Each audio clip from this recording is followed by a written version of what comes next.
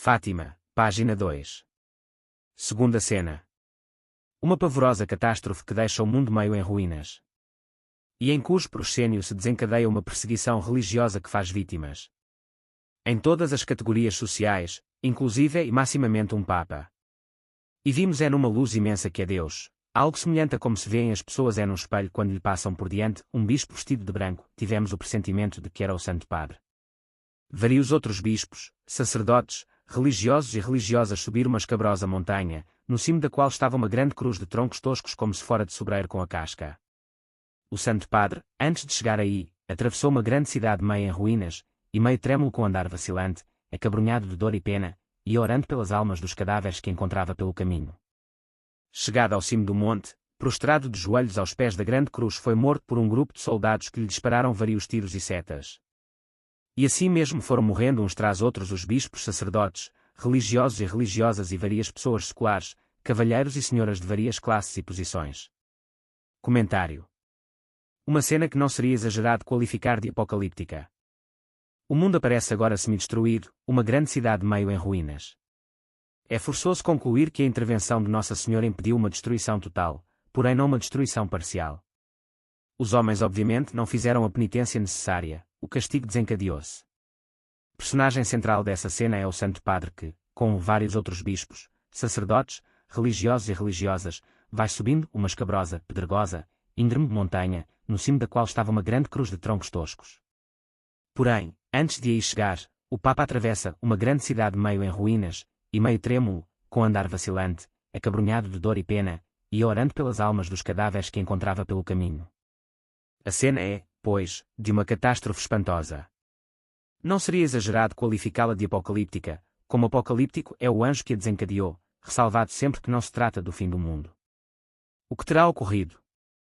Segundo o comentário teológico do cardeal Ratzinger, tal como os lugares da Terra aparecem sinteticamente representados nas duas imagens da montanha e da cidade e estão orientados para a cruz, assim também os tempos são apresentados de forma contraída. Na visão, podemos reconhecer o século XX como século dos mártires, como século dos sofrimentos e perseguições à Igreja, como o século das guerras mundiais e de muitas guerras locais. A mensagem de Fátima, pp 40-41. Em outras palavras, aquilo que a visão apresenta como uma cena única, é, na realidade, uma superposição de cenas análogas de perseguições à Igreja e destruições, guerras, que se escalonam ao longo do século, e que, infelizmente, estão longe de haver terminado. Basta ter em mente as perseguições a católicos que ocorrem nos próprios dias de hoje, em diversas partes do mundo, e os numerosos conflitos ainda existentes entre povos e nações. Essa mesma superposição de cenas, o cardeal Ratzinger distingue na árdua subida da montanha, onde podemos sem dúvida ver figurados conjuntamente diversos papas, começando de Pio X até ao Papa atual, que partilharam os sofrimentos deste século e se esforçaram por avançar, no meio deles, pelo caminho que leva à cruz. Na visão, também o Papa é morto na estrada dos mártires.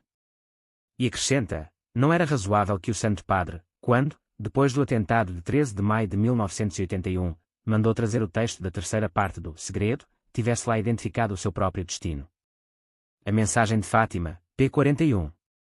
Se bem que tal correlação do terceiro segredo com o atentado a João Paulo II não tenha alcançado unanimidade nos meios católicos, ela não pode deixar de ser mencionada reverentemente aqui.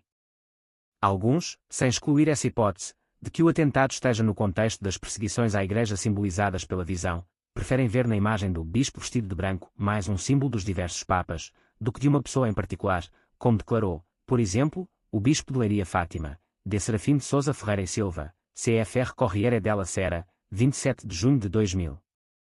O que, aliás, é a opinião compartilhada pelo próprio cardeal Ratzinger, no trecho citado imediatamente acima.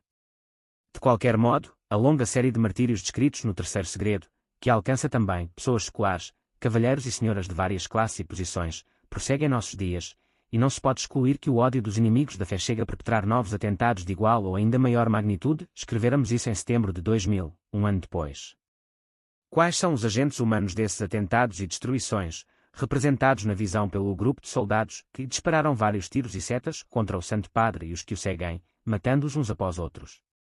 Segundo indicação da irmã Lúcia em carta dirigida a João Paulo II em 12 de maio de 1982, a terceira parte do segredo deve ser interpretada à luz da segunda parte, e mais especificamente das palavras: se atenderem a meus pedidos, a Rússia se converterá e terão paz, se não, espalhará seus erros pelo mundo, promovendo guerras e perseguições à Igreja, os bons serão martirizados, o Santo Padre terá muito que sofrer, várias nações serão aniquiladas. E ela mesma comenta, porque não temos atendido a este apelo da mensagem, verificamos que ela se tem cumprido, a Rússia foi invadindo o mundo com seus erros. E se não vemos ainda, como fato consumado, o final desta profecia, vemos que para aí caminhamos a passos largos, cfr. A mensagem de Fátima, pp 8, 9. Ao referir-se pela primeira vez ao texto do terceiro segredo, no dia 13 de maio de 2000, o cardeal Ângelo Sudano generaliza o agente humano dessas perseguições para todos os sistemas ateus do século XX, cfr. A mensagem de Fátima, p. 29. E o faz com fundamento, pois quer o socialismo, quer o nazismo são velada ou claramente caudatários dos erros do comunismo, ainda quando se apresentem como opostos a ele. E, aliás, se projetam, mais ou menos metamorfoseados, século XXI adentro. Assim, é todo o mundo secularizado e amoral de nossos dias, basta pensar no aborto, no amor livre, na união civil entre homossexuais, que se pretende legalizar por toda parte, nas investidas contra o direito de propriedade, no igualitarismo mais radical que recusa até as desigualdades sociais justas, proporcionadas e harmônicas, é todo esse mundo que está de pé, em revolta contra Deus e a Santa Igreja. Cabe, por fim, perguntar qual é o fruto desses holocaustos passados, presentes e futuros. A terceira cena da visão no indica. Terceira cena. O grande retorno da humanidade a Deus. Sob os dois braços da cruz estavam dois anjos, cada um com um regador de cristal em mão, neles recolhiam o sangue dos martírios e com ele regavam as almas que se aproximavam de Deus. Tai, 3, 1, 1944. Comentário. Uma visão, tão angustiante ao início, termina numa imagem de esperança. A profecia de Fátima só pode ter um ponto final quando a humanidade prevaricadora se reaproximar de Deus. Mas para que essa volta se torne possível, é indispensável que seja regada por graças especialíssimas, simbolizadas pelo sangue dos mártires que os anjos derramam sobre as almas que estavam longe de Deus, se aproximavam é porque estavam longe, e para ele retornam. A terra assim purificada e renovada pelo sangue de mártires autênticos corresponde à noção de reino de Maria, do qual falou São Luís Maria Graham de Montfort em seu célebre tratado da verdadeira devoção à Santíssima Virgem. Tempo feliz em que Maria será estabelecida Senhora e Soberana nos corações, para submetê-los plenamente ao império de seu grande e único Jesus. O Te Adveniat Regnum Tuum, Adveniat Regnum Mariae, número 217. Noção essa que se compagina admiravelmente com as também célebres palavras que estão no fecho da segunda parte do Segredo de Fátima: por fim, o meu imaculado coração triunfará. Ou esse triunfo se dá sobretudo nos corações dos homens, como ressalta São Luís de Montfort, ou todo o enredo da terceira parte do segredo fica completamente destituído de sentido. Pois só com o retorno estável da humanidade a Deus, algo que se poderia chamar de um grande retorno em francês, noção que tira sua inspiração de um movimento espiritual na França que tinha como meta promover o grande retorno das almas a Jesus por Maria, só com isso será possível que o mundo alcance efetivamente algum tempo de paz, conforme Nossa Senhora prometeu. CFR Texto do Segundo Segredo. Assim, pois, uma visão, tão angustiante ao início, termina numa imagem de esperança. CFR Cardeal Ratzinger, a mensagem de Fátima, p. 42. Por isso, concluímos estes comentários sobre o terceiro segredo com um cântico de alegria.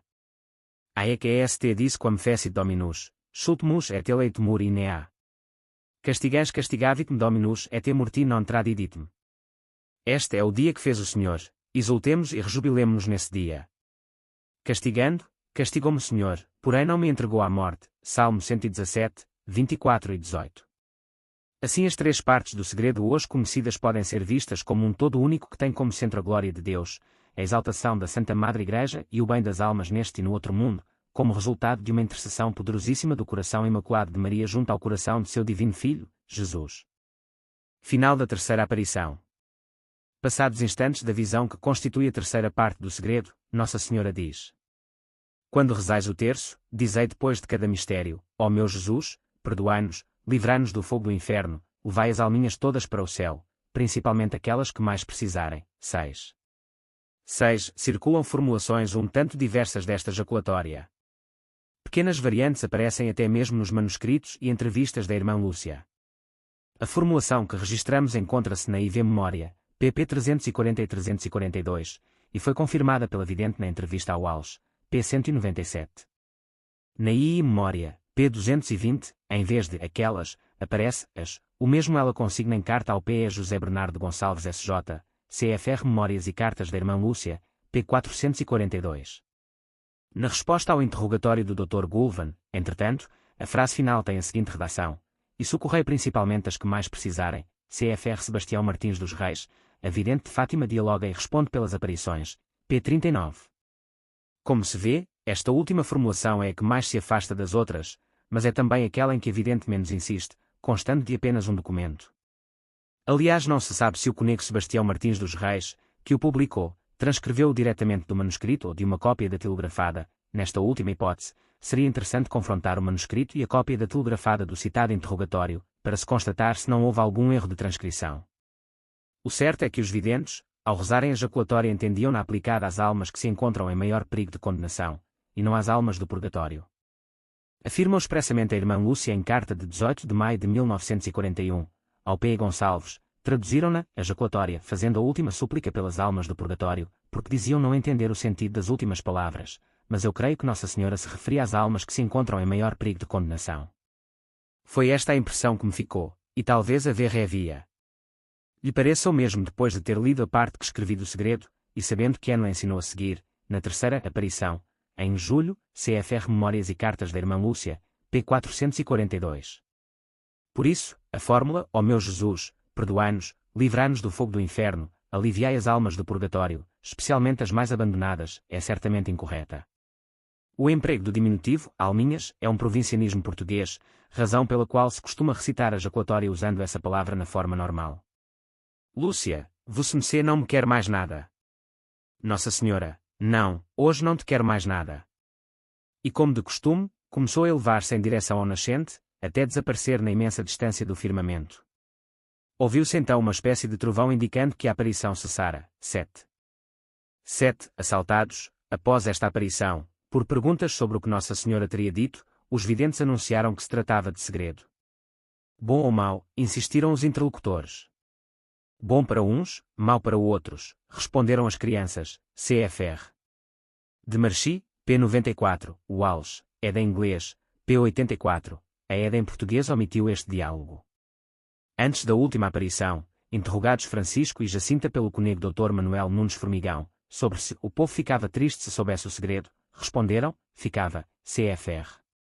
De Marchi, pp. 151, 152, Walsh, p. 121. CFR e Memória, p. 138, e Memória, pp. 218 e 220, e V Memória, pp. 336 a 342, de Marchi, pp. 90, 93, Walsh, pp. 75, 77, Ares da Fonseca, pp. 41, 46, Galamba de Oliveira, pp. 72, 78 e 146, 147. Quarta aparição, 19 de agosto de 1917. No dia 13 de agosto, em que deveria dar-se a quarta aparição, os videntes não puderam comparecer à cova da Iria, pois foram raptados pelo administrador de Orém, que à força quis arrancar-lhes o segredo. As crianças permaneceram firmes. Na hora costumeira, na cova da Iria, ouviu-se um trovão, ao qual se seguiu o relâmpago, tendo os espectadores notado uma pequena nuvem branca que pairou alguns minutos sobre a azinheira. Observaram-se também fenômenos de coloração, de diversas cores, do rosto das pessoas, das roupas, das árvores, do chão. Nossa Senhora certamente tinha vindo, mas não encontrara os videntes. Entretanto, voltou alguns dias depois. No dia 19 de agosto, 8, Lúcia estava com Francisco e mais um primo no local chamado Valinhos, propriedade de um de seus tios, quando, pelas 4 horas da tarde, começaram a se produzir as alterações atmosféricas que precediam as aparições de Nossa Senhora na cova da Iria, um súbito refrescar da temperatura e um desmaiar do sol. Lúcia, sentindo que alguma coisa de sobrenatural se aproximava e os envolvia, mandou chamar às pressas Jacinta, a qual chegou em tempo para ver Nossa Senhora que, anunciada, como das outras vezes, por um reflexo de luz, aparecera sobre uma azinheira, ou carrasqueira, um pouco maior que a da cova da Iria. 8. Há alguma dúvida sobre esta data? A própria irmã Lúcia não se lembra ao certo, na I e na IV Memórias diz que foi no dia 15, mas na resposta ao Dr. Goulven opta pelo dia 19, escrevendo à margem, é ao que eu mais me inclino, porque para ser no dia 15, teríamos estado só um dia inteiro na prisão, e recordo que estivemos mais. Sebastião Martins dos Reis, a vidente de Fátima dialoga e responde pelas aparições. p. 43. No inquérito canônico do dia 8 de julho de 1924, Lúcia faz um relato circunstanciado, dia por dia, de sua prisão, juntamente com os outros videntes, e diz que os três voltaram de Orém no dia 16. No entanto, os editores da documentação crítica de Fátima afirmam que Lúcia se equivoca, e que foi no dia 15 que regressaram a Fátima, CFR volume 1, pp 296, 370 e 380, 381. Ora, tanto em suas memórias, IIV, como no inquérito canônico, Lúcia afirma perentoriamente que a aparição dos Valinhos ocorreu no mesmo dia de sua volta de Vila Nova de Orém, a qual, portanto, ter-se-ia dado no dia 15. Por outro lado, como as crianças foram raptadas no dia 13, a ter-se dado a aparição no dia 19, elas teriam ficado presas 6 dias, o que também parece excessivo. Por isso, Galamba de Oliveira, P83, opta pelo dia 15, ponderando que pode ter havido um erro de contagem de uma noite e um dia, na narrativa feita por Lúcia perante a Comissão Canônica, em 1924. Não obstante, a maioria dos autores dá como certa a data de 19 de agosto, correspondente ao domingo subsequente, pois a vidente se recorda de que a aparição se deu num dia de preceito, também o dia 15, Assunção de Nossa Senhora, era dia de preceito. Lúcia, que é que você me quer? Nossa Senhora, quer que continueis a ir à cova da Iria no dia 13 e que continueis a rezar o terço todos os dias. No último mês farei o milagre para que todos acreditem. 9. Neste ponto, de Marchi acrescenta as palavras de Nossa Senhora, se não vos tivessem levado à aldeia, termos corrente na região para designar Vila Nova de Orém, outrora aldeia, o milagre seria mais grandioso. O Conego Formigão, no seu interrogatório de 2 de novembro de 1917, anotou uma frase de sentido diverso: se não tivessem sido presas não seria o milagre tão conhecido. O que justifica o comentário da documentação crítica de Fátima, a prisão das crianças, com a intervenção da autoridade administrativa, criou uma maior expectativa em relação ao anunciado milagre de 13 de outubro, ao PCIT, volume 1, p. 18. Nenhuma das duas versões aparece nas memórias da irmã Lúcia. Lúcia, que é que você quer que se faça do dinheiro que o povo deixa na cova da Iria? Nossa Senhora, façam 2 andores, um leva-o tu com a Jacinta e mais 2 meninas vestidas de branco, o outro, que o leva o Francisco com mais 3 meninos. O dinheiro dos andores é para a festa de Nossa Senhora do Rosário, e o que sobrar é para a ajuda de uma capela que hão de mandar fazer. 10. Pelo relatório que Lúcia fez desta aparição ao prior da freguesia de Fátima no dia 21 de agosto de 1917, confirmado pelas respostas ao inquérito canônico do dia 8 de julho de 1924, esta última frase não teria sido dita na quarta, mas na quinta aparição, onde de Marchi a coloca, CFR. De Marchi, p. 127. Lúcia, queria pedir-lhe a cura de alguns doentes. Nossa Senhora, sim, alguns curarei durante o ano. E tomando um aspecto mais triste, recomendou-lhes de novo a prática da mortificação, dizendo, no fim de tudo, rezai muito e fazei sacrifícios pelos pecadores, que vão muitas almas para o inferno por não haver quem se sacrifique e peça por elas. E, como de costume, começou a elevar-se em direção ao nascente. Os videntes cortaram ramos da árvore sobre a qual Nossa Senhora lhes tinha aparecido, e levaram-nos para casa. Os ramos exalavam um perfume singularmente suave. CFR I Memória, p. 150, IV Memória, pp 342 e 344, de Marchi, pp 127, 129, Walsh, pp 109, 110, Aires da Fonseca, pp 61, 62, Galamba de Oliveira, p. 89. Quinta aparição, 13 de setembro de 1917. Como das outras vezes, uma série de fenômenos atmosféricos foram observados pelos circunstantes, cujo número foi calculado entre 15 a 20 mil pessoas, ou talvez mais, o súbito refrescar da atmosfera, o empalidecer do sol até ao ponto de se verem as estrelas, uma espécie de chuva como que de pétalas irisadas ou flocos de neve, que desapareciam antes de pousarem na terra. Em particular foi notado, desta vez, um globo luminoso que se movia lenta e majestosamente pelo céu, do nascente para o poente, e, no final da aparição, em sentido contrário. Os videntes notaram, como de costume, o reflexo de uma luz e, a seguir, Nossa Senhora sobre a azinheira. Nossa Senhora, continuem a rezar o terço para alcançarem o fim da guerra. Em outubro virá também Nosso Senhor, Nossa Senhora das Dores e do Carmo, São José com o Menino Jesus, para abençoarem o mundo. Deus está contente com os vossos sacrifícios, mas não quer que durmais com a corda, trazei-a só durante o dia. 11. As crianças tinham passado a usar como silício um pedaço de corda grossa, que não tiravam nem para dormir. Isto lhes impedia muitas vezes o sono, e passavam noites inteiras em claro. Daí o elogio e a recomendação de Nossa Senhora. Lúcia, tem-me pedido para lhe pedir muitas coisas, cura de alguns doentes, de um surdimudo. Nossa Senhora, Sim, alguns curarei, outros não. 12. Em outubro farei o milagre para que todos acreditem. 13. 12. De Marchi continua a frase de Nossa Senhora, porque Nosso Senhor não se fia neles. O Parco de Fátima anotou uma frase de sentido idêntico, porque Nosso Senhor não quer crer neles. CFR Documentação Crítica de Fátima, volume 1, p. 22. Nas respostas ao Dr. Goulven, a irmã Lúcia diz que não se recorda de ter referido esta frase. CFR Sebastião Martins dos Reis, a vidente de Fátima dialoga e responde pelas aparições, p. 45. De Marchi coloca, neste ponto, ainda o seguinte pedido de Lúcia a Nossa Senhora: há muitos que dizem que eu sou uma intrujona, que merecia ser enforcada ou queimada. Faça um milagre para que todos creiam. Nenhuma dessas frases aparece nas memórias da irmã Lúcia. 13. De Marchi acrescenta o seguinte diálogo: Lúcia, umas pessoas deram-me 2 cartas para Vossa Mecê e um frasco de água de colonia. Nossa Senhora, isso de nada serve para o céu. Tal colóquio, com pequenas variantes, também foi anotado pelo Parco de Fátima, CFR Documentação Crítica de Fátima, volume 1, p. 22. Entretanto, em resposta ao interrogatório do P. José Pedro da Silva, a irmã Lúcia diz que não se lembra de ter oferecido água de cheiro a Nossa Senhora. CFR Sebastião Martins dos Reis, a vidente de Fátima dialoga e responde pelas aparições, p. 63. Este colóquio também não aparece nas memórias da vidente. E começando a elevar-se, desapareceu como de costume. CFR I Memória, p. 156, IV Memória, pp. 346 e 348, de Marchi, pp. 138, 139, Walsh, pp. 115, 116, Aires da Fonseca, pp. 70, 71, Galamba de Oliveira, p. 93. Sexta e última aparição, 13 de outubro de 1917.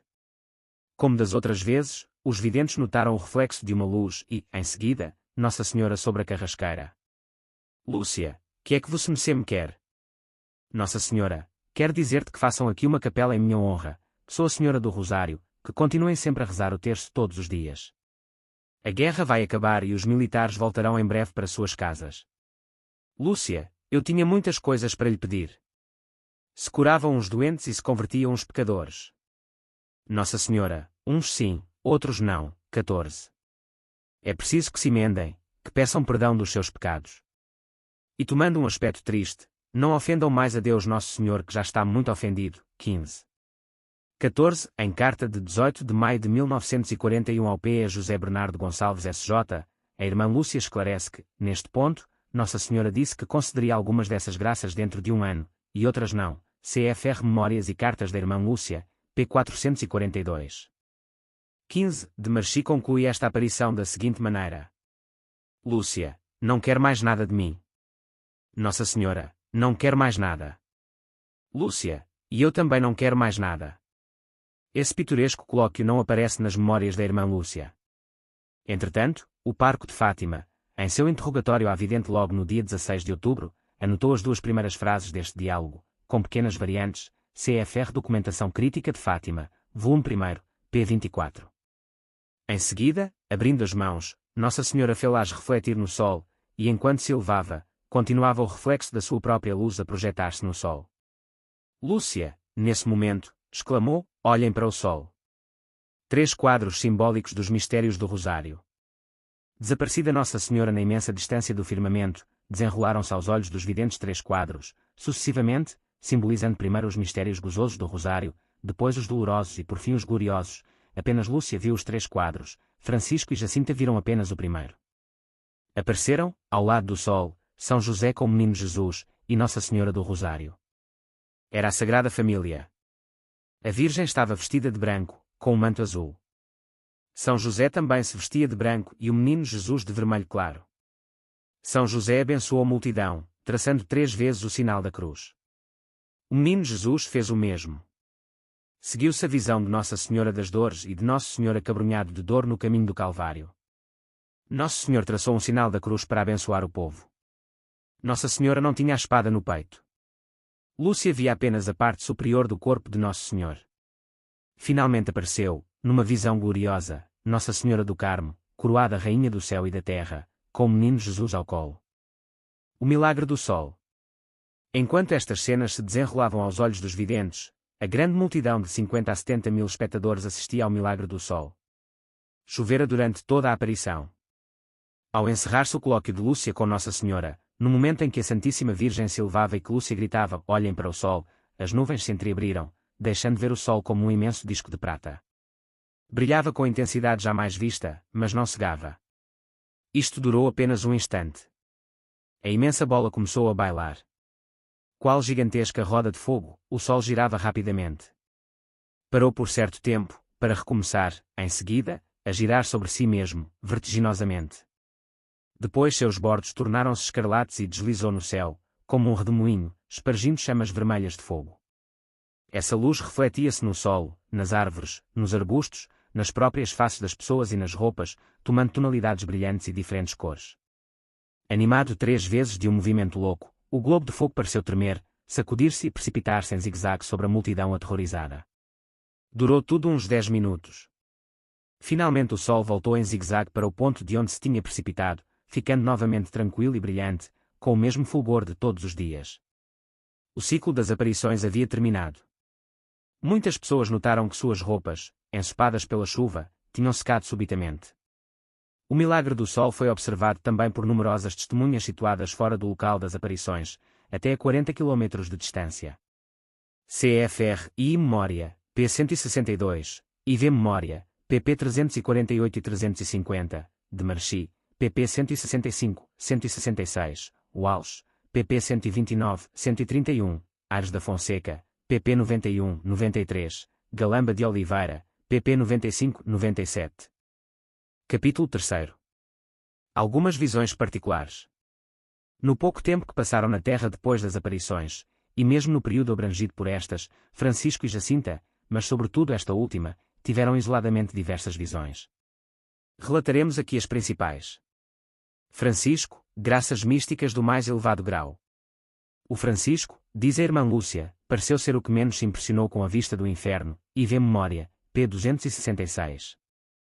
O P. Joaquim Maria Alonso opina que a percepção mística de Francisco era do mais alto grau, por isso, a própria visão do inferno não o impressionou tanto, certamente porque contemplou o mistério da iniquidade à luz superior da contemplação mística, Doutrina Y Espiritualidade del Mensagem de Fátima, p. 122. O que mais o impressionava ou absorvia, comenta a irmã Lúcia, era Deus, a Santíssima Trindade, nessa luz imensa que nos penetrava no mais íntimo da alma, e vê memória, p. 266.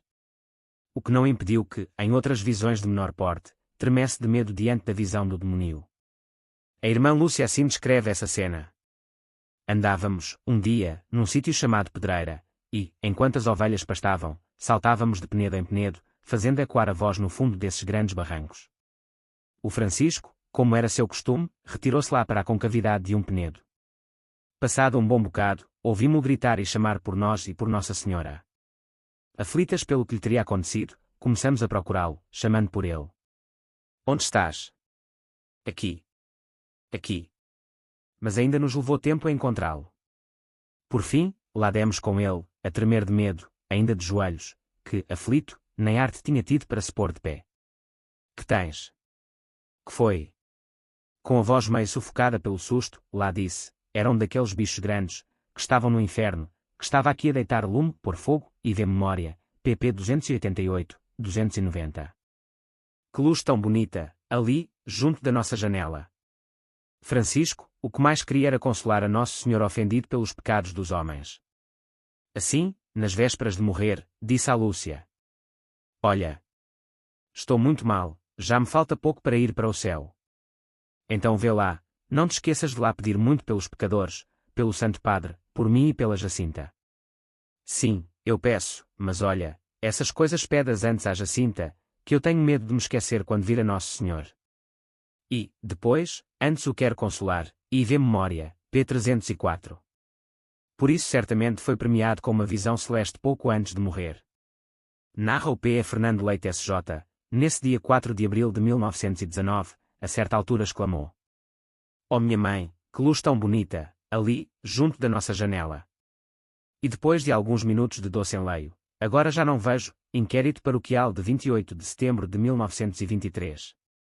Passado pouco tempo, o seu rosto iluminou-se com um sorriso angélico e, pelas 10 horas da manhã, sem agonia, sem uma contração, sem um gemido, expirou docemente, Francisco de Fátima, p. 154. É lícito supor que foi o próprio Deus, que é luz infinitamente bela, que assim se manifestou no derradeiro momento ao confidente da Virgem. Jacinta, profunda compenetração da mensagem de Fátima. Tal como o Francisco, Jacinta se compenetrou profundamente de tudo quanto viu e ouviu durante o ciclo das aparições de 1917, bem como das aparições do anjo, no ano anterior, e foi depois favorecida com várias visões particulares de Nossa Senhora ou relativas a aspectos da mensagem de Fátima. Numa ocasião, aproximadamente ao meio-dia, junto ao poço da casa dos pais de Lúcia, Jacinta perguntou a Lúcia: "Não viste o Santo Padre?" "Não. Não sei como foi, eu vi o Santo Padre numa casa muito grande, de joelhos diante de uma mesa, com as mãos no rosto a chorar. Fora da casa estava muita gente e uns atiravam-lhe pedras, outros rogavam-lhe pragas e diziam-lhe muitas palavras feias. Coitadinho do Santo Padre, temos que pedir muito por ele." CFRI Memória, p. 228, de Marchi, pp. 98-99, Walsh, p. 85, Aires da Fonseca, p. 136. Numa tarde de agosto de 1917, estando os videntes sentados nos rochedos do outeiro do Cabeço, Jacinta pôs-se subitamente a rezar a oração que o anjo lhes ensinara, e depois de um profundo silêncio disse à prima: "Não vês tanta estrada, tantos caminhos e campos cheios de gente a chorar com fome e não têm nada para comer? E o Santo Padre numa igreja diante do Imaculado Coração de Maria a rezar? E tanta gente a rezar com ele?" CFRI Memória, p. 228, de Marchi, p. 99, Walsh, p. 84, Aires da Fonseca, p. 137. A irmã Lúcia acrescenta: "Passados alguns dias, perguntou-me, posso dizer que vi o Santo Padre e toda aquela gente?" "Não. Não vês que isso faz parte do segredo? Que por aí logo se descobria." "Está bem, então não digo nada." II Memória, p. 228. Um dia, em casa de Jacinta, Lúcia encontrou-a muito pensativa e interrogou-a: "Jacinta, que estás a pensar?" "Na guerra que há de vir. Há de morrer tanta gente. E vai quase toda para o inferno. Hão de ser arrasadas muitas casas e mortos muitos padres.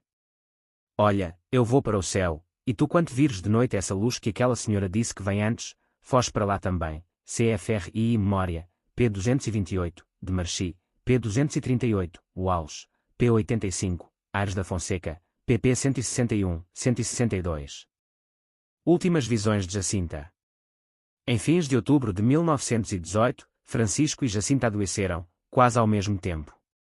Indo visitá-los, Lúcia encontrou Jacinta no auge da alegria. Esta explicou-lhe a causa. "Nossa Senhora veio-nos ver, e disse que vem buscar o Francisco muito breve para o céu. E a mim perguntou-me se queria ainda converter mais pecadores. Disse-lhe que sim. Disse-me que ia para um hospital, que lá sofreria muito. Que sofresse pela conversão dos pecadores, em reparação dos pecados contra o Imaculado Coração de Maria, e por amor de Jesus. Perguntei se tu ias comigo. Disse que não. Isto é o que me custa mais. Disse que ia minha mãe levar-me, e, depois, fico lá sozinha."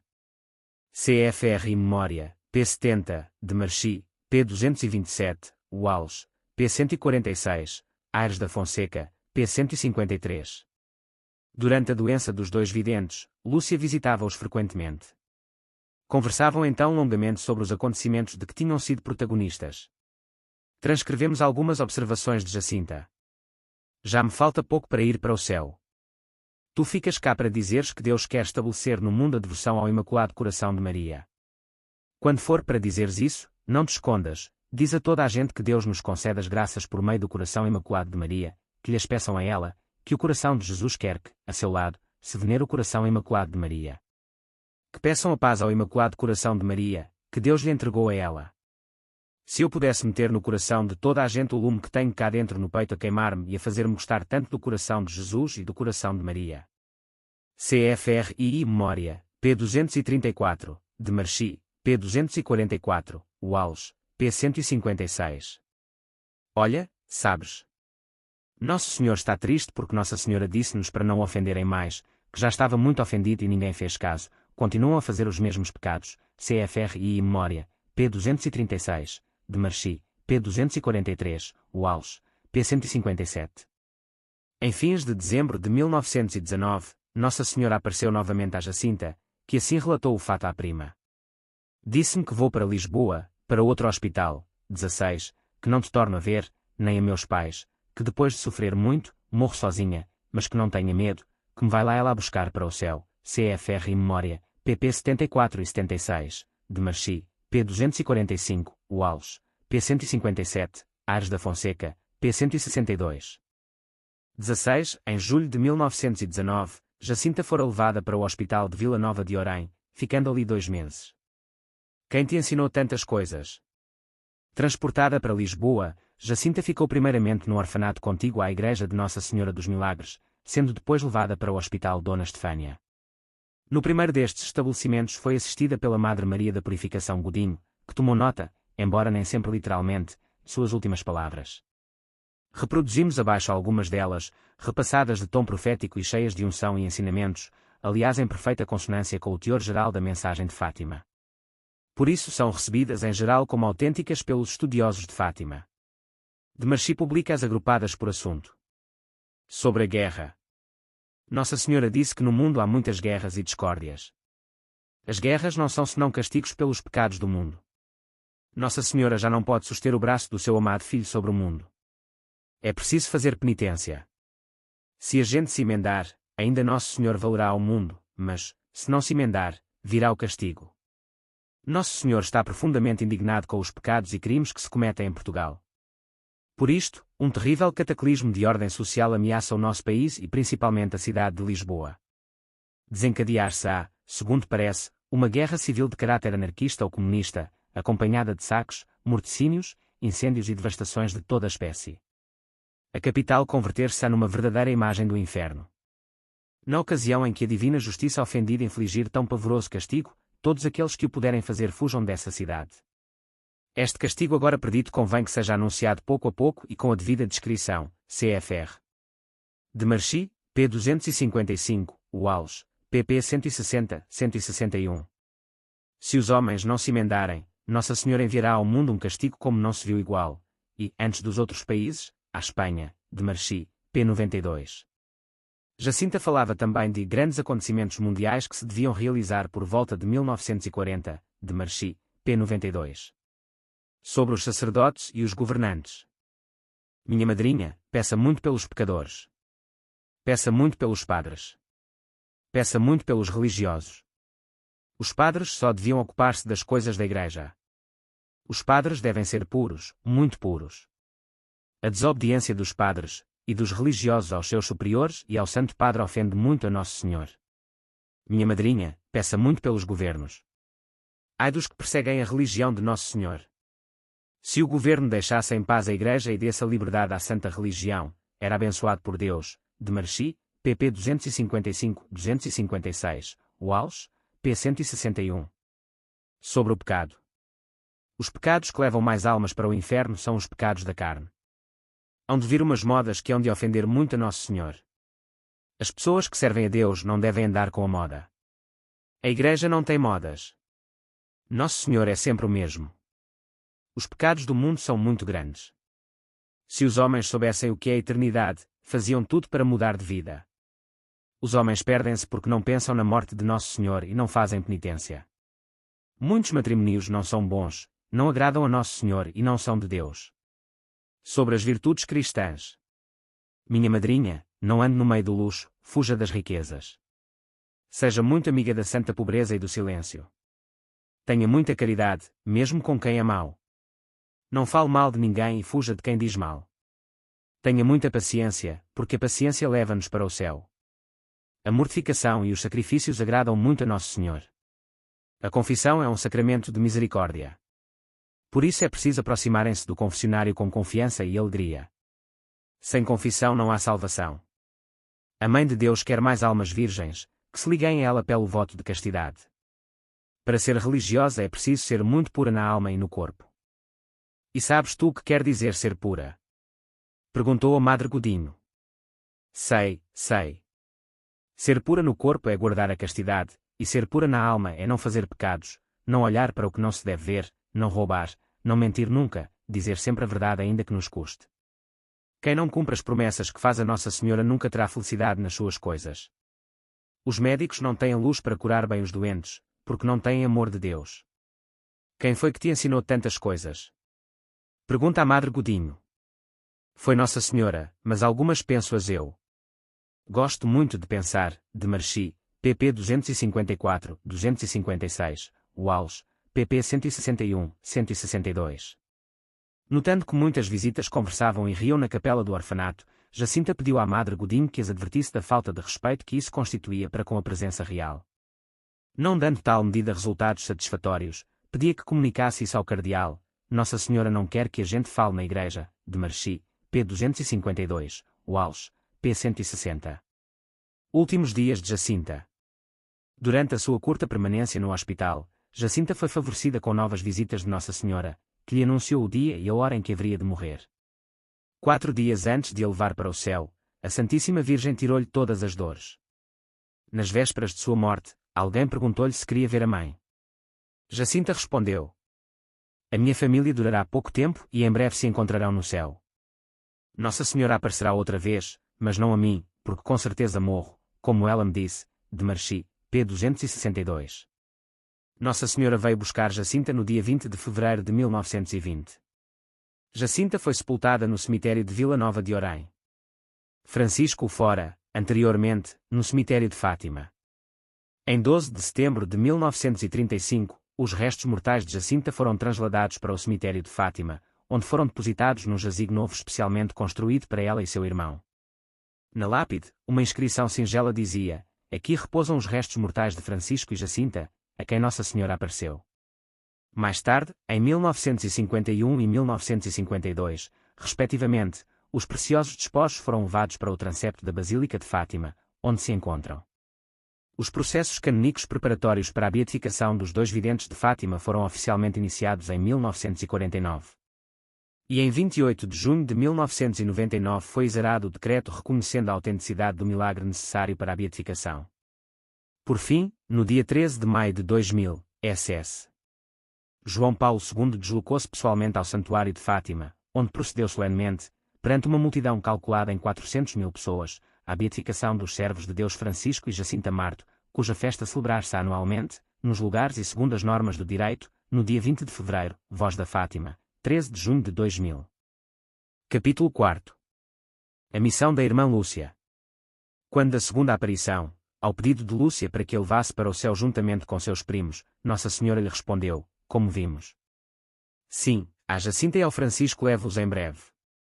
Mas tu ficas cá mais algum tempo. Jesus quer servir-se de ti para me fazer conhecer e amar.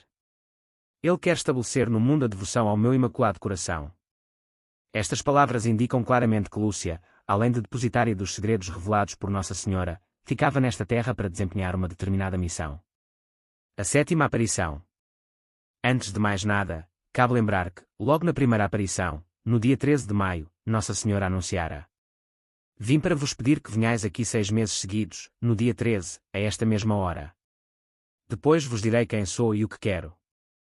Depois voltarei ainda aqui uma 7ª vez. Devia, portanto, dar-se uma 7ª aparição de Nossa Senhora, na Cova da Iria. Quando? O que Nossa Senhora queria comunicar ou manifestar nela aos homens. Seja como for, era normal admitir que a irmã Lúcia deveria ser, ainda uma vez, a confidente de Nossa Senhora na Cova da Iria. Assim, a não ser que esta 7ª aparição se tenha dado secretamente, representaria ela uma das grandes expectativas do assunto de Fátima. Com o desaparecimento da irmã Lúcia, ela evidentemente não poderá mais ser a privilegiada vidente dessa aparição, se quando vier a ocorrer. Os autores que admitem já ter ocorrido tal aparição em caráter particular para a irmã Lúcia, numa das ocasiões em que ela passou pela Cova da Iria, após o ciclo das aparições de 1917, não fornecem, a nosso ver, dados conclusivos. Assim, por exemplo, o Conego Galamba de Oliveira, a quem a historiografia de Fátima deve preciosos serviços, narra que, estando com a irmã Lúcia na Cova da Iria em 26 de maio de 1946, em determinado momento interrogou-a: olhe cá. A irmã diz que Nossa Senhora prometeu voltar uma 7ª vez. Já voltou? Já. Pode-me dizer quando e onde? Posso. É simples. E como alguém se aproximava e receava que ouvissem, rematou: eu logo lhe conto. E contou, ao depois, como, no dia de sua despedida da Cova da Iria, a ida para o Porto, 17 de junho de 1921, virou outra vez Nossa Senhora ao fundo da pequenina encosta onde hoje se ergue a escadaria em frente à igreja. E não lhe disse nada. Não. Mas aquela visão, naquele sítio e naquele dia, encheram-lhe a alma de força para levar a cruz que o esposo divino lhe punha aos ombros. A História das Aparições, in Fátima Altar do Mundo, volume 2, p. 133. Da mesma opinião é o P. Joaquim Maria Alonso, reconhecidamente um dos maiores peritos em Fátima, em seu livro Doutrina y Espiritualidade del Mensagem de Fátima, CFR pp 41, 46, 284 e 335. Levanta-se, porém, a nosso ver, uma dificuldade de ordem superior, o fato de Nossa Senhora ter enumerado esta aparição na sequência das 6 primeiras, depois voltarei ainda aqui uma 7ª vez, induz a pensar que ela deveria ter mais bem um caráter público, como tiveram as outras 6, e não caráter privado, como teria ocorrido, segundo os referidos autores. Tanto mais quanto a irmã Lúcia teve, fora de Fátima, numerosas e importantes visões, que a seguir descreveremos. Que sentido tinha Nossa Senhora destacar uma 7ª aparição, em Fátima, se depois iria aparecer a Lourdes, com frequência, à irmã Lúcia, em assuntos sempre atinentes à mensagem de 1917. Análoga é a opinião do conego Sebastião Martins dos Reis, em seu valioso livro Síntese Crítica de Fátima, p. 63, nota 39 cara triste. É fato positivo que a Mãe de Deus apareceu à vidente, ainda em Fátima, a 17 de junho de 1921, quando Lúcia, alta madrugada, ali foi, com a mãe, rezar o terço e despedir-se daqueles lugares indelevelmente ligados à sua vida, antes de seguir para Leiria a tomar o comboio que a levaria ao Porto, ao asilo de Vilar, onde ficou como interna. Apesar da sua coincidência material, de lugar, é muito problemático que esta 7ª aparição, tão estritamente individual, corresponda e realize a 7ª aparição, prometida a 13 de maio de 1917. A avaliar pelas primeiras 6, esta 7ª aparição parece requerer e implicar destinatários e audiência de índole igualmente geral e coletiva. Endossa essas considerações Frère Michel de la Sainte Trinité, CFR Toute la Vérité sur Fatima, tomo I, pp 186, 187. Os preclaros autores que consideram o assunto encerrado não enfrentam, entretanto, essa dificuldade. De modo que a 7ª aparição, anunciada com tão grande destaque por Nossa Senhora, nos parece, salvo melhor juízo, uma questão em aberto. Os eventos previstos em Fátima não estando ainda concluídos, conforme demonstramos nos comentários ao segredo, CFR capítulo 2, poder-se-ia conjecturar que essa 7ª aparição representaria o ponto final da mensagem de Fátima, que Nossa Senhora mesma sintetizou nas célebres palavras: por fim, o meu imaculado coração triunfará. Uma aparição, enfim, que marcasse o início de uma nova era histórica, conforme anteviu o Papa Pio XII na encíclica Ad Ecclesiam Reginam, CFRAS, 1959, volume 46, p. 638, em perfeita consonância com a noção, à qual nos temos referido mais de uma vez, do século de Maria ou reino de Maria preconizado por São Luís Maria Graham de Montfort. Esta aparição, sim, poderia constituir o fecho de ouro da mensagem, que afinal anuncia, nada mais nada menos, como consequência necessária do triunfo do Imaculado Coração de Maria, o triunfo de Nosso Senhor Jesus Cristo e de sua Santa Igreja, após tantos séculos de um processo revolucionário que levantou os homens e as instituições humanas contra Deus, como bem descreveu o professor Plínio Correia de Oliveira em seu célebre tratado Revolução e Contra-Revolução, ver obras citadas. O itinerário de Lúcia. A 17 de junho de 1921, Lúcia partiu de Aljustrel para o Porto, e foi recebida como aluna interna no Colégio das Irmãs Doroteias, em Vilar, subúrbios desta última cidade. Em 24 de outubro de 1925 ingressa no Instituto de Santa Doroteia, sendo então admitida como postulante no convento dessa congregação em Tai, na Espanha, junto da fronteira com Portugal. A 2 de outubro de 1926 é noviça. A 3 de outubro de 1928 pronuncia seus primeiros votos como irmã conversa. 6 anos depois, no mesmo dia de outubro, emite votos perpétuos. Toma o nome de religião de Irmã Maria das Dores. Por ocasião da Revolução Comunista na Espanha, é transferida, por motivos de segurança, para o Colégio do Sardão, em Vila Nova de Gaia, Portugal, onde permanece durante algum tempo. Mais tarde, no dia 26 de maio de 1946, a irmã Lúcia pôde rever o local das aparições, tendo estado na Cova da Iria, na Gruta do Cabeço e no Sítio dos Valinhos. Posteriormente, em 25 de março de 1948, deixou o Instituto de Santa Doroteia para ingressar no Carmelo de São José, em Coimbra, com o nome de Irmã Maria Lúcia de Jesus e do Coração Imaculado. A 13 de maio do mesmo ano vestiu o hábito de Santa Teresa, e no dia 31 de maio de 1949 professou como carmelita descalça. Sobre os motivos pelos quais a irmã Lúcia deixou o Instituto de Santa Doroteia para ingressar no Carmelo de Coimbra, o bispo-conde desta cidade assim se exprime, em carta de 27 de maio de 1948, ao P.E. José Aparício S.J., antigo diretor espiritual da vidente. De fato, a vidente passou no dia 25 de março para o Carmelo desta cidade, porque o Santo Padre, a pedido dela, ordenou que não levantasse dificuldades à sua transferência, pois era perturbada por inúmeras visitas, algumas das quais bem impertinentes e curiosas, que a atormentavam sem proveito para ninguém. Diz ela que nunca sentiu tanta paz e alegria como naquele asilo, o qual não trocaria por tudo quanto há no mundo. Em vista do desejo do Santo Padre, não recebe cartas nem visitas, mas dou-lhe conhecimento, por escrito, das necessidades de pessoas que se lhe recomendam. Ainda não abriu uma exceção. Só é permitido que a visitem os que obtiverem licença da Santa Sé, CFRPL Luís Gonzaga Maris SJ, Fátima, onde o céu tocou a terra, p. 32. A devoção dos 5 primeiros sábados. No segredo de julho, Nossa Senhora dissera: virei pedir a consagração da Rússia ao meu Imaculado Coração e a comunhão reparadora nos primeiros sábados. A mensagem de Fátima não estava, pois, definitivamente encerrada com o ciclo de aparições da Cova da Iria, em 1917. No dia 10 de dezembro de 1925, a Santíssima Virgem, tendo ao lado o menino Jesus sobre uma nuvem luminosa, apareceu à irmã Lúcia, em sua cela, na casa das Doroteias, em Pontevedra, Espanha. Pondo-lhe uma das mãos ao ombro, mostrou-lhe um coração rodeado de espinhos, que tinha na outra mão.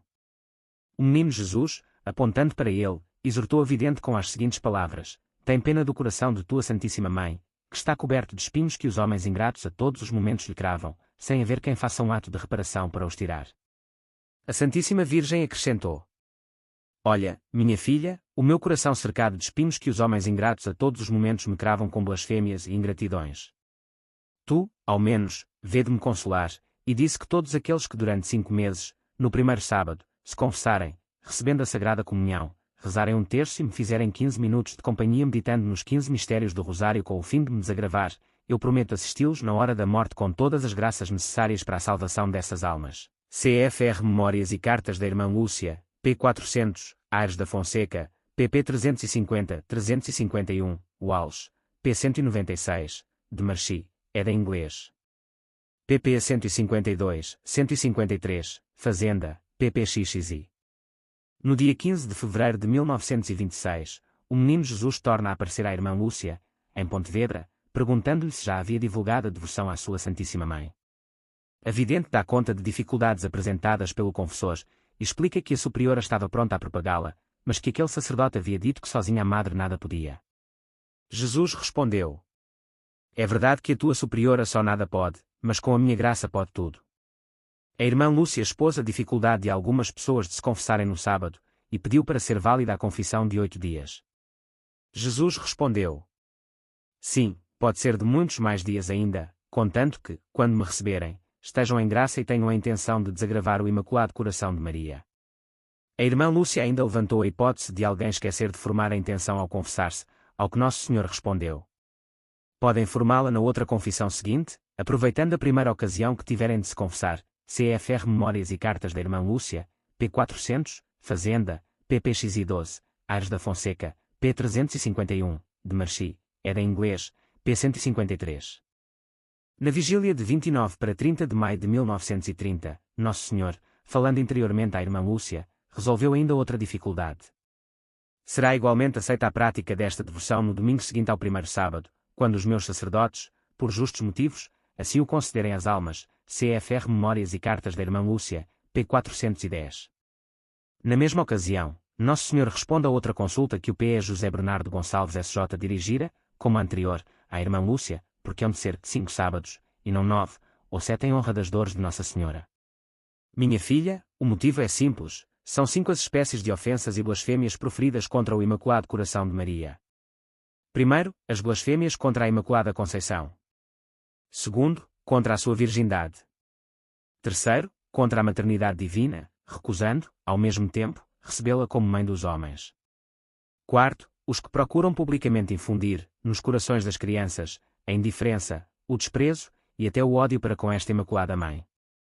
Quinto, os que a ultrajam diretamente nas suas sagradas imagens, CFR Memórias e Cartas da Irmã Lúcia, pp 408, 410. A divulgação da primeira e da segunda parte do segredo. A 17 de dezembro de 1927 Lúcia foi para junto do sacrário, na capela da Casa das Doroteias em Tai, perguntar a Nosso Senhor como satisfaria a ordem do confessor de colocar por escrito algumas graças recebidas de Deus, se nelas estava encerrado o segredo que a Santíssima Virgem tinha confiado. Jesus, com voz clara, fez-lhe ouvir estas palavras: Minha filha, escreve o que te pedem, e tudo o que te revelou a Santíssima Virgem na aparição em que falou desta devoção, ao Imaculado Coração de Maria, escreve também. Quanto ao resto do segredo, continua o silêncio, CFR Memórias e Cartas da Irmã Lúcia, p. 400, Aires da Fonseca, p. 34. Em consequência da ordem assim recebida, Lúcia revelou o que se passara na aparição de junho.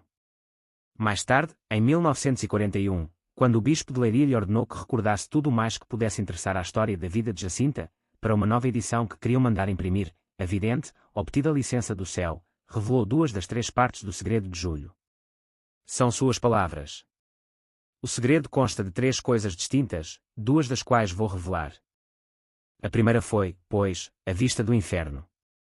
E segue-se a narração das 2 partes do segredo, conforme a reproduzimos no devido lugar, ao relatar a aparição de julho, CFR e Memória, pp 216, 220, Aires da Fonseca, pp 43, 44, Galamba de Oliveira, p 146. O itinerário da terceira parte do segredo até a sua divulgação oficial. Quanto à terceira parte do segredo, a vidente escreveu-a na casa das Doroteias, em Tai, Espanha, no dia 3 de janeiro de 1944, ao que parece numa folha só de papel de carta pautado, dobrada ao meio, de modo a constituir um fólio de 4 páginas, no formato aproximado de 12x18 cm, com 16 pautas por página. Sabe-se que a irmã Lúcia o fez em instâncias do bispo de Leiria, por ocasião de uma grave enfermidade por que passou, conforme já historiamos na introdução deste trabalho. Em carta do dia 9 de janeiro, a irmã Lúcia comunicou ao prelado que o texto estava redigido e à disposição dele, num envelope lacrado, do modo que ele determinara. No dia 17 de junho, a pedido do bispo de Leiria, o bispo titular de Gurza, D. Manuel Maria Ferreira da Silva, dirigiu-se para Valença, cidade portuguesa limítrofe com Tai, à margem do rio Minho. Ali, no Asilo Fonseca, recebeu das mãos da irmã Lúcia, que também para lá se deslocara, o precioso documento. E na mesma tarde o entregou a D. José, na Quinta da Formigueira, casa de campo do prelado nos arredores de Braga. Em Leiria, D. José o colocou em outro envelope maior, também lacrado, e o depositou na caixa forte da Cúria. Do lado de fora do envelope maior escreveu: este envelope, com seu conteúdo, será entregue a Sua Eminência o Sr. Cardeal de Emanuel, Patriarca de Lisboa, após a minha morte. Leiria, 8 de dezembro de 1945. José, Bispo de Leiria. Da caixa forte da Cúria, o documento só saiu em raríssimas ocasiões, simplesmente para ser contemplado por fora por algumas pessoas privilegiadas. De uma dessas ocasiões é a célebre foto do Bispo de Leiria tendo à frente o envelope lacrado. O prelado consentira em deixar-se fotografar pela revista Life, que a publicou em 3 de janeiro de 1949. Ao encaminhar o envelope lacrado ao Bispo de Leiria, a irmã Lúcia escrevera no envelope exterior que ele poderia ser aberto somente depois de 1960, pelo Patriarca de Lisboa ou pelo Bispo de Leiria. Em princípios de 1957, a Sagrada Congregação do Santo Ofício, atual Congregação para a Doutrina da Fé, pediu que o Bispo de Leiria o remetesse para Roma. Levou então para a Nunciatura Apostólica em Lisboa o Bispo Auxiliar de Leiria, D. João Pereira Venâncio, CFR Frere Michel de la Sainte Trinité, tomo II, pp 320-321. De Lisboa, o Núncio Monsenhor Fernando Cento, depois cardeal, conduziu até o Vaticano, onde deu entrada no arquivo secreto do Santo Ofício no dia 4 de abril de 1957. Não consta que Pio XII, o qual faleceu em 9 de outubro de 1958, tenha tomado conhecimento do segredo. O P. Leiber, íntimo colaborador desse pontífice, diz que o boato segundo o qual o Papa teria chorado, ou até desmaiado, ao ler o segredo, é inteiramente gratuito, não houve nada disso, a Pud J. M. Alonso, La Verdade sobre el Secreto de Fátima, p. 43. Como era natural, à medida que o ano de 1960 ia se aproximando, a curiosidade mundial em torno do segredo ia aumentando. No dia 8 de fevereiro de 1960, um despacho distribuído pela Agência Nacional de Informação, de Portugal, louvando-se em declarações de círculos do Vaticano, altamente fidedignos, anunciava ser muito provável que o segredo de Fátima seja mantido, para sempre, sob absoluto sigilo. E esclarecia, perante as pressões que têm sido exercidas junto ao Vaticano, afirmaram os mesmos círculos, umas para que a carta seja aberta e o seu conteúdo revelado ao mundo inteiro, outras, partindo da suposição de que na carta se conteriam vaticínios alarmantes, para que não seja publicada, o Vaticano resolveu que o texto da carta da irmã Lúcia não seja revelado, continuando a ser mantido sob rigoroso sigilo. Apud Sebastião Martins dos Reis, O Milagre do Sol e o Segredo de Fátima, pp. 127, 128. O que efetivamente se passara. No dia 17 de agosto de 1959, João XXIII recebe das mãos do P. Pierre Paul Philippe Op., então comissário do Santo Ofício, depois cardeal, o envelope contendo o segredo. Alguns dias depois o lê, com a ajuda do tradutor português da Secretaria de Estado, Monsenhor Paulo José Tavares, depois bispo de Macau, e decide não publicá-lo, devolvendo-o para o Santo Ofício, CFR. A mensagem de Fátima, apresentação de Monsenhor Tarcísio Berton SDB, 26 de junho de 2000, CFR também declaração de 20 de junho de 1977 de Monsenhor Luís Capovilla, secretário particular de João XXIII, apud P. José Geraldes Freire, O Segredo de Fátima. A terceira parte é sobre Portugal, pp 136, 137. Também Paulo VI leu, em 27 de março de 1965, tomando análoga decisão, CFR Monsenhor Tarcísio Berton, Loxit. Em 11 de fevereiro de 1967, o cardeal Alfredo Ottaviani, então prefeito do Santo Ofício, fez uma conferência, que se tornou famosa, na aula magna da Pontifícia Academia Mariana Internacional, em Roma, numa reunião preparatória do cinquentenário das aparições de Fátima. Ele contou que estivera com a irmã Lúcia no Carmelo de Coimbra, em maio de 1955, e perguntara à vidente qual a razão da data de 1960 para a abertura do segredo. Porque então ficará mais claro, respondeu a vidente. O que me faz pensar, comenta o cardeal, que a mensagem era de tom profético, porque precisamente as profecias, como se vê na Sagrada Escritura, estão recobertas de um véu de mistério.